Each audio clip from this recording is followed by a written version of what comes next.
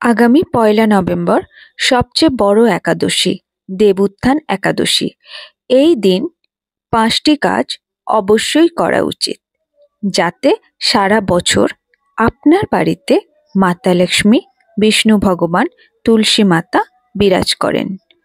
এই দিন তুলসী মাতাকে অবশ্যই লাল ওড়না অর্পণ করুন।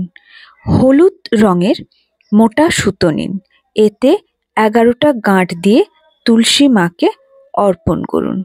গাঁট দেওয়ার সময় ওম নমো ভগবতে বাসুদেবায় নমঃ মন্ত্রের জপ করুন। তুলসী মাকে লাল কালাবা অর্পণ করুন। তুলসী মাকে ওই দিন কাঁচা দুধ অর্পণ করুন এবং একটি ঘিয়ের প্রদীপ দিয়ে আরতি করুন। ভগবান শ্রী বিষ্ণুর পাদপদ্মে ৫টি তুলসী পাতা অবশ্যই অর্পণ করুন।